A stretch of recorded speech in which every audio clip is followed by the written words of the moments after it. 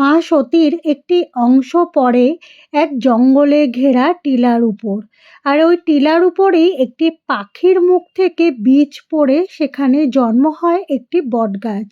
সেই বটগাছটি মাকে আগলে রাখতেন এবং তাকে ছায়া দিতেন।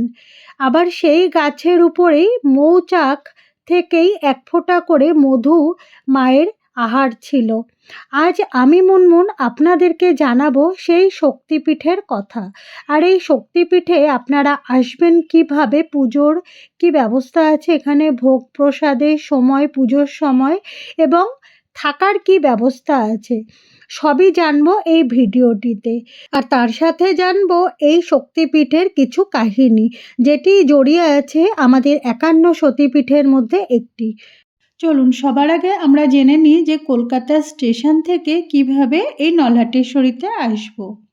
হাওড়া স্টেশন থেকে ৬টা ৫-এ গণদেবতা এক্সপ্রেস ছাড়ে, সেটি 10টা 48-এ এই নলহাটেশ্বরীতে এসে পৌঁছয়। আরেকটা আপনারা শিয়ালদা স্টেশন থেকে তারামা এক্সপ্রেস বা কলকাতা স্টেশন থেকে হলদিবাড়ি ধরে চলে আসুন রামপুরহাট। রামপুরহাটে নেমে ওখান থেকেও আপনারা টোটো, অটো বা বাস পেয়ে যাবেন নলহাটেশ্বরীতে আসার জন্য। আর না হলে আপনারা তারাপীঠে এসে তারামাকে দর্শন করে পরের দিনকে এই নলহাটেশ্বরীতে এসে মা নলহাটেশ্বরীকে পুজো দিতে পারেন। আরও একটি উপায় আছে, যেহেতু এটা তারাপীঠ থেকে নলহাটেশ্বরীটা মাত্র ৬ থেকে ৭ কিলোমিটারের দূরত্বে অবস্থিত। আর আপনারা এখানে আসার জন্য টোটো পেয়ে যাবেন, অটো পেয়ে যাবেন বা প্রাইভেট কারে করে আপনারা চলে আসতে পারেন। আর যারা সিঙ্গেলভাবে আসতে চাইছেন কেউ, তাহলে কিন্তু রামপুরহাট থেকে খুব কম খরচে আপনারা বাসে চেপে চলে আসুন এই নলহাটেশ্বরী মার কাছে পুজো দিতে। আমি এখন চলে এসেছি নলহাটেশ্বরী। তারাপীঠ মন্দিরের সামনে থেকে একটি টোটো বা অটো বুকিং করে এখানে চলে আসতে পারেন। এই যে নলহাটেশ্বরী মন্দিরটি, এটি মায়ের ৫১ সতীপীঠের একটি। এখানে হচ্ছে মায়ের গলার নলি এখানে পড়েছিল। আর এই মন্দিরটি অনেক জাগ্রত, অনেক পবিত্র। দূর দূর থেকে ভক্তরা কিন্তু মায়ের এই মন্দিরে ছুটে আসে। মন্দিরের আশেপাশে কিন্তু অনেক দোকান আছে যেখান থেকে আপনারা ডালা কিনতে পারেন। কেউ যদি প্রাইভেট গাড়ি নিয়ে আসেন, আপনারা কিন্তু এখানে পার্কিং করতে পারেন। আর যারা বাইক নিয়ে আসবেন, বাইকের কিন্তু পার্কিং চার্জ লাগে না। আর এই হচ্ছে নলহাটেশ্বরী মায়ের মন্দিরের মেন গেট। আর যারা ভোগ প্রসাদ খেতে চাইছেন, তারা কিন্তু এখানে মন্দির কমিটির লোকেদের সাথে একটু কন্ট্যাক্ট করবেন, ওনারা ব্যবস্থা করে দেয়। আর মন্দিরের অপোজিটেই দেখুন অনেক দোকান আছে, এখান থেকে আপনারা বিভিন্ন দামের ডালা কিনতে পারেন।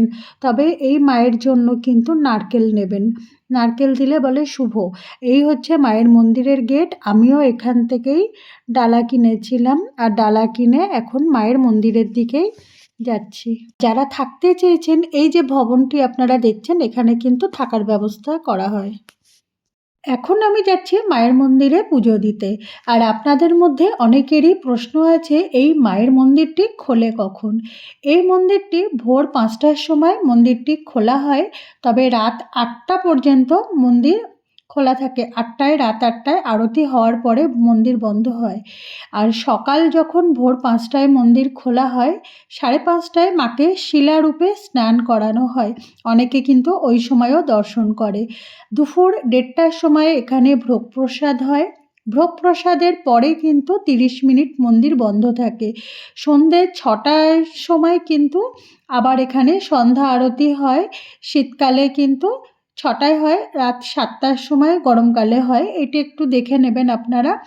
তো আমি এখন এই মায়ের মন্দিরে যাচ্ছি পুজো দিতে। মা এখানে ত্রিনয়নী রূপে পূজিত হন। আর এই মায়ের অনেক স্টোরি আছে, সেটাও কিন্তু আমি আপনাদের সাথে শেয়ার করব। নলহাটেশ্বরী মায়ের মন্দির আর তারাপীঠ মন্দির দুটোই কিন্তু শক্তিপীঠ। তবে তারাপীঠ মন্দিরে পাণ্ডাকে ধরে বা বিরাট লাইন ঠেলে অনেক ধৈর্য ধরে তারপরে মায়ের দর্শন পাওয়া যায়। তবে সেইভাবে কিন্তু মাকে দর্শন করা যায় না। আপনারা যদি এই নলহাটেশ্বরী মায়ের কাছে আসেন, অনেক শান্তিভাবে সুন্দর করে, পাণ্ডারাও কিন্তু আপনার অনেকটা সময় নিয়ে সুন্দর করে নাম গোত্র ভালো করে পুজো করিয়ে দেন, খুব শান্তি। তবে এই মায়ের মন্দিরের এখানে কিন্তু বিয়ে হয়, বিভিন্ন রকমের অনুষ্ঠান হয়। অনেক জাঁকজমক করে কিন্তু প্রতিদিন এই মায়ের মন্দিরে পুজো হয়। তবে কালী পুজোর সময় কিন্তু এই মায়ের মন্দিরে মাকে ৩ বার সাজানো হয়।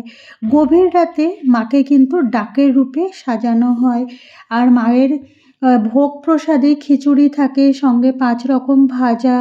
নিশি রাতে কিন্তু পুজো হয়। প্রত্যেক আমাবস্যাতেও কিন্তু এই রীতি পালন হয়ে থাকে এখনো পর্যন্ত। ৫১ শক্তিপীঠের মধ্যে কিন্তু আমরা প্রত্যেকটি মন্দিরেই কিন্তু ভোলেনাথের একটি করে মূর্তি বা ফটো আমরা পেয়ে থাকি। আর এই যে ত্রিনয়নী মা এখানে রয়েছেন, এই মন্দিরটি কিভাবে স্থাপিত হয়েছে সেটা তো আমি আপনাদেরকে জানাবই, কিন্তু এখানে যে পাহাড় ছিল সেই পাহাড় কেটে কিন্তু মহাদেবকে এখানে পঞ্চশিব রূপে পাওয়া গিয়েছিল। তাই এখানে যোগেশ্বর ভৈরব রূপে বাবা এখানে বিরাজমান। আর এই পাহাড়ের গায়ে কিন্তু একটি গণেশ মূর্তিও আপনারা দেখতে পাচ্ছেন। কেন এই পাহাড়ের যে অংশ এটি খুব ছোট করে এখানে দেওয়া হয়েছে, কারণ তখন তো অনেক বড় পাহাড় ছিল, তো সেইটুকু আকার নিয়ে এখানে গণেশ একটা মন্দির তৈরি করা হয়েছে। মায়ের পুজোর টাইমিং মানে মন্দির খোলে ভোর ৫টার সময়। মন্দির গেট খুলে মাকে স্নান করানো হয়, রাজবেশ পড়ানো হয় এবং মঙ্গল আরতি শুরু হয়। মঙ্গলা আরতির পরে পুজো শুরু হয়ে গেল। সকাল 10টার সময় মায়ের নিত্য পুজো হয়। নিত্য পুজো পরে দুপুর 1:30টার সময় মায়ের অন্ন ভোগ লাগে। ৫ রকম ভাজা, মিষ্টান্ন, সবজি, ডাল, মাছ দিয়ে মায়ের ভোগ লাগে। 1 ঘন্টা বন্ধ থাকে এবং তারপরে আবার পুজো শুরু হয়। সন্ধ্যে 6:30টার সময় মায়ের শীতল আরতি হয়। 8টার দিকে মায়ের মন্দির বন্ধ হয়ে যায়। চলুন এখন আমরা জেনে নিই এই মন্দিরের ইতিহাস। মন্দিরটি কিভাবে এই পাহাড়ে স্থাপিত হয়েছে। পুরাণ মতে দক্ষযজ্ঞর সময় দেবী যখন তার দেহ আহুতি দিয়েছিলেন, সেই শোকে ভগবান শিব নিজেকে ক্ষিপ্ত হয়ে উঠেছিলেন। আর সেই সময় মা সতীকে কাঁধে তুলে তাণ্ডব শুরু করেছিলেন। এই বিশ্বকে ধ্বংসের হাত থেকে রক্ষা করার জন্য ভগবান বিষ্ণু তার সুদর্শন চক্র দিয়ে দেবীকে ৫১ খণ্ডে বিভক্ত করেছিলেন। আর এই খণ্ড যেখানে যেখানে পড়েছে সেখানে একটি করে শক্তিপীঠ স্থাপিত হয়েছে, এটি আমরা সবাই জানি। আর এই নলহাটেশ্বরী মায়ের এখানে একটি গলার নলি মায়ের এখানে পড়েছিলেন। তখন এটি জঙ্গলে ঘেরা একটি পাহাড় ছিল। আর এই পাহাড়ের বুকেই সেই মায়ের গলার নলি এখানেই পড়েছিল। তবে একটি পাখির মুখ থেকে একটি বটবৃক্ষের বীজ পড়ে এই পাহাড়ের এখানে। আর এখানেই একটি চারা গাছ জন্মায়। আর সেই চারা গাছই এক বট গাছ রূপে বিশাল আকার ধারণ করেছিলেন। তখন এই মায়ের গলার নলিকে সেই আগলাতো, মানে ছায়া দিত। আর এই বট গাছের উপরেই একটি মৌচাক হয়, সেখান থেকেই মধু পড়তো একটোপ একটোপ করে ওই মায়ের গলার নলির উপরে। সেটি ছিল মায়ের আহার।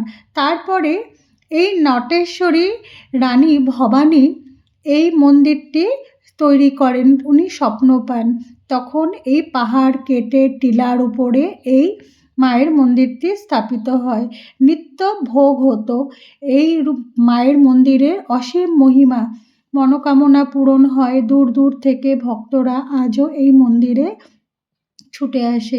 তবে শোনা যায় গভীর রাতে এখনও নাকি এখানে কেউ যদি মন্দিরে থাকে, সে নাকি আজও মায়ের নূপুরের আওয়াজ শুনতে পায়। আমরা অনেকেই আছি যে হয়তো বছরের মধ্যে ৮-১০ বার হয়তো চলেই আসি তারাপীঠ মন্দিরে ভ্রমণ করতে। তবে আপনারা যদি চান ঘুরে যেতে পারেন এই নলহাটেশ্বরী মায়ের মন্দির। মাত্র ৬ থেকে ৭ কিলোমিটারের মধ্যেই আপনারা পেয়ে যাবেন।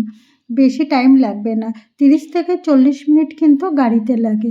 আর একদম খালি, খুব শান্তিপূর্ণভাবে কিন্তু এই মন্দিরটি আপনারা দর্শন করতে পারেন। তবে তারাপীঠ মন্দিরের মতন কিন্তু ভিড় হয় না যে ঘন্টার পর ঘন্টা আপনারা লাইন দিয়ে দাঁড়িয়ে থাকবেন। আপনাদের হাতে যদি সময় থাকে আপনারা কিন্তু এই মন্দিরে আসতে পারেন। আর আপনাদের বাড়িতে যদি কোনো বয়স্ক মানুষ থাকে তারা কিন্তু এই মন্দিরটিতে এসে সুন্দরভাবে শান্তিপূর্ণভাবে খুব ভক্তি করে পুজোও দিতে পারবেন। তাহলে আর দেরি না করে কিন্তু চলে আসবেন এই নলাটেশ্বরী মায়েরকে পুজো দিতে। আশা করি আমার এই ভিডিওটি আপনাদের ভালো লেগেছে। সবাই সুস্থ থাকবেন, ভালো থাকবেন। আবার দেখা হবে পরের ভিডিওটিতে। আর হ্যাঁ, কমেন্টে কিন্তু জয় মা নলাটেশ্বরী লিখতে ভুলবেন না।